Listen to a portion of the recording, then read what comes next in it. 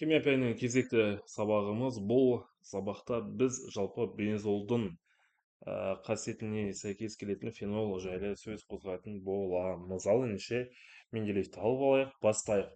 Жалпы алдыңғы сабақта мынау тақтадағы мүсіннің бензол сақинасы екендігін анықтадық, талдадық және айттық.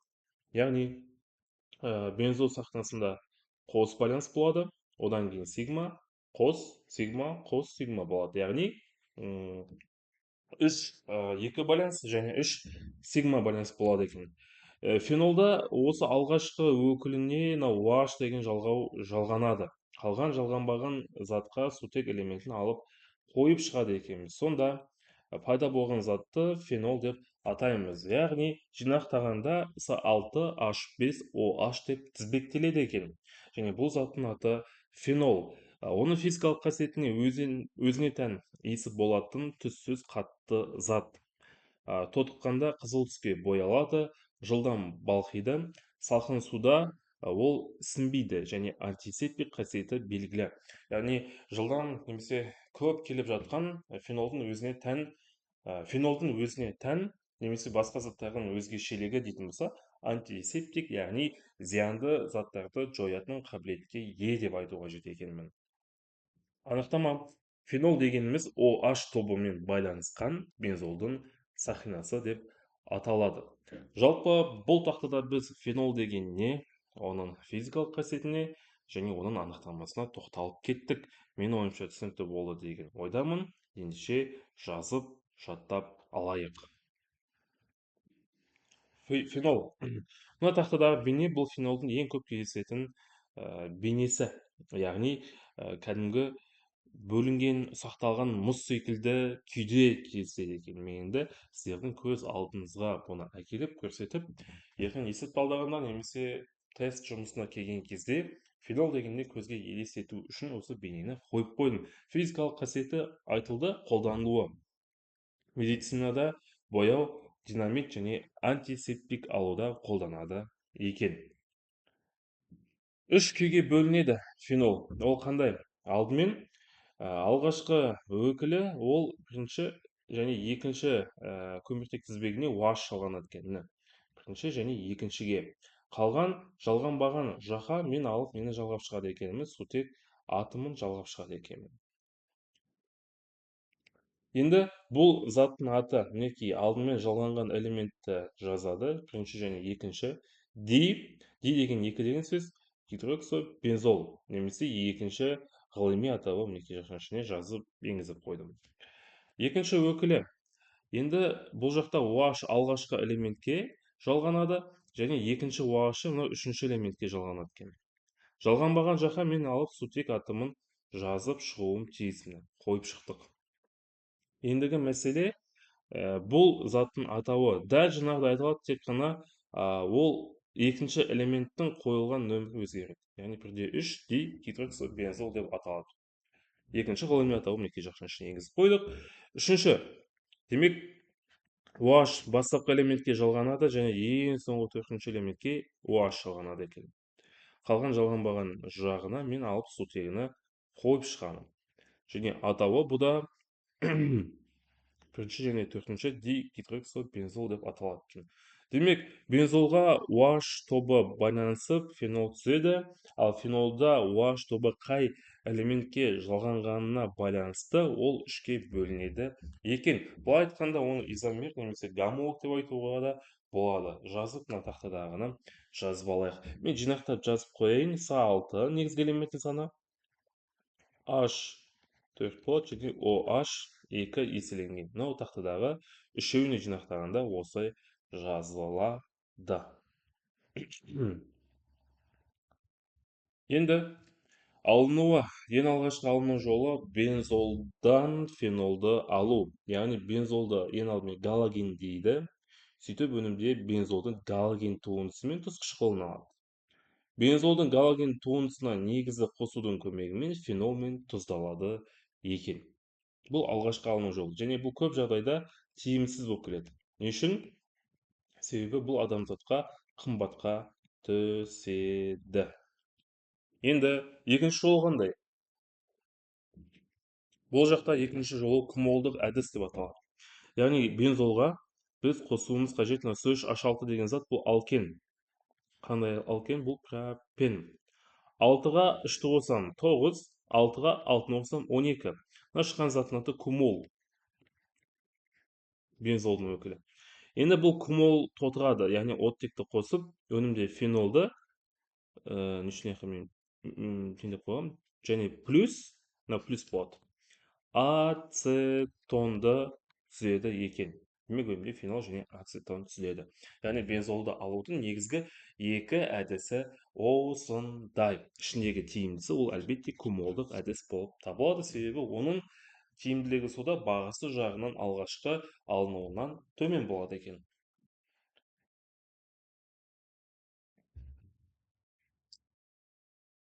Химиялық қасиеті. Жалпы химиялық қасиеті фенолдың екіге бөлінеді. Ол OH тобына қатысты химиялық қасиеті және екінші бензолға қатысты химиялық қасиеті. Ең алдымен OH тобына байланысты химиялық қасиетіне тоқталып шығайық. Ең алғашқы химиялық қасиеті ол фенолдың металмен қосылуы. Фенол, мысалы, салық H5OH металмен қосылғанда салық H5O, яғни сутекке дейін келеді. Сөйтіп металды өзіне қосып алады екен, міне. Қалдық өнімде сутек шығады. Теңесу үшін сутекке тимейміз, қалған үшеуінің алдына 2 қойып шығамыз.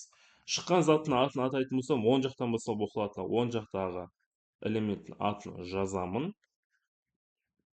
Және бұл фенол болғандықтан кейін жалғаумен фенолята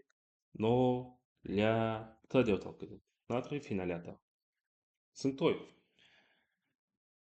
Тағы мысал айта кетейік, салық H5OH-қа алып калийді қосатын болсам, өнімде шығады H5O калий плюс H2 газы.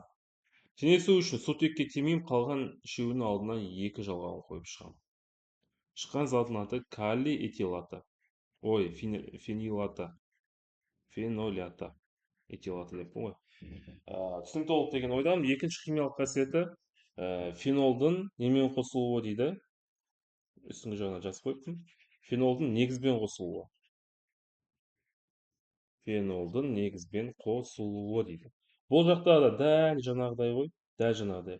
Яғни салық H5O оттекке дейін келеді да, металды қосып алады өзіне. Салық H5O натрий. Плюс OH пен сутектен су бөлінеді. Мына заттың атын жаңағына жазып кеттік. Түсінікті? Демек, OH тобына қатысты химиялық қасиеті екеу, ол металмен және негізбен қосылу химиялық қасиеті екен. Енді бензол сақинасына байланысты химиялық қасиеті. Алғашқы химиялық қасиеті ол альдегидпен қосылуы. Яғни фенолдың формальдегидпен немесе метаналь деп келеді. Метаналь деп келеді. Немесе одан да бөлек тағы да аты белгілі. Үшінші аты ол құмырсқа альдегиді. Ол бізде H2OH. Онымен қосылып өнімді бензой қышқылын түседі. Бензой қышқылын және су молекуласын бөледі екен. Бұны Ж деп қояйын, тек қана жаттап алуымыз қажет. Фенолдың темірдің 3 валентті тұзымен қосылуы. Бұл фенолдың сапалығы болып табылады. Ал сапалық кетті. Алғашқы фенолдың сапалығы, яғни сапалық деп келген жағдайда, дәл мына затты мен алып белгілеуім қажет екен. Дәл жаңағыдай салық H5O оттекке дейін келеді, міне келген. Сөйтіп металды қосып алады. Металдың валенттілігі 3 болғандықтан кейін жақшаға алып 3-ті қойып қойдық. Плюс тұз қышқылы. Теңесу үшін 3 пен 3-ті мына екі шетке қояды. Шыққан заттың аты. Оң жақтағы элементтің атын атаймын. И фенолят деген жалғау жалғаймын. Фенолята. Мінекей. Тақтада фенолдың бензолға қатысты екі химиялық қасиетін айтып кеттік. Және екінші химиялық қасиеті сапалық болып табылады. Осыны ұмытып қалмайық. Үшінші химиялық қасиеті бұл да бензол сақинасына байланысты. Ол галогендеу. Фенол, яқта бізде OH болады ғой, қалған шетінде фенолдың сутегі болатын. Алдында бензол сабағында өткен болатынбыз. Жалғау, яғни бензол сақинасымен болған кезде қосылып жатқан элемент мына OH-тың екі шетіне кетеді. Яғни мына шетке кетеді және мына шетке кетеді. Сосын сол OH-тың OH-тың дәл астыңғы шетіне кетеді, яғни мына жаққа жазып шығайын. Міне. Ал жалғанбаған элементке мен сутек атомын қойып шығамын. Плюс H пром шығады екен. Теңесу үшін қышқылдың галогеннің алдына 3 қоямын. Түсінікті ғой? Яғни дәл осы зат шығады екен. Жинақтап жазатын болсам, С6 H5OH-қа 3 еселеп галогенді қосқанда өнімде шығады С6 H2OH пром 3 еселенген плюс 3 қышқыл түзіледі. Мынау жинақталғаны, мынау Ж деп қойып, бұл жинақталғаны, мынау Т деп қойып, бұл тізбектелгені. Көп жағдайда тізбектелгенмен талдаған оңай болып есептелінеді. Сол кезде нақты нық жауабы шығады және шатаспайсыз. Шыққан заттың атын атайық. Екінші элементке, төртінші және алтыншы элементке жалғау жалғанған екен. Демек 2, 4, 6. Үшеу болғандықтан кейін 3 деген жалғау жалғанады. Элементтің атын атаймын. Және бұл сақина фенол сақинасы болып табылады. Мына 2, 4, 6, 3 фенол деп аталады екен. Және бұл сапалық фенолдың сапалығы болып табылады. Демек, фенолдың біз екі сапалығын айтып кеттік, ол мына темірдің 3 валентті тұзы, және екінші сапалығы ол бізде галогендеу. Галогендеген ішінде қай галоген нақты? Промның өзі екен. Сапалық дегенде осы екі элементті алып мен жауаптан тауып белгілеуім қажет.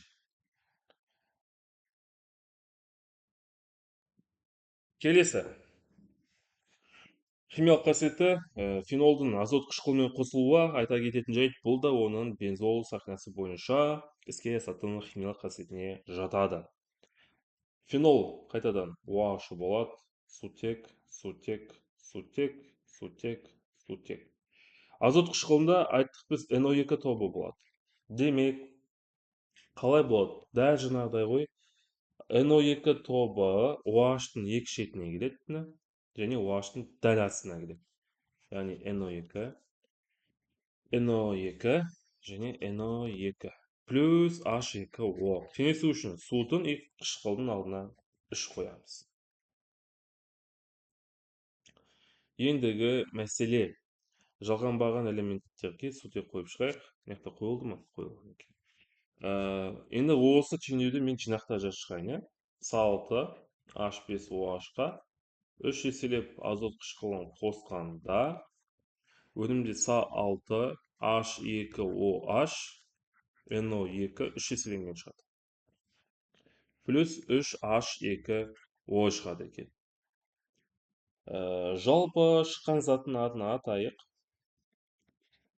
2, 4, 6. Үшін бұны жазып, себебі осыған NO2 тобы жалғанған. 3 болатын болса, 3 деген жалғаймын. NO2-ның аты нитро, және бұл бізде фенол болып табылады.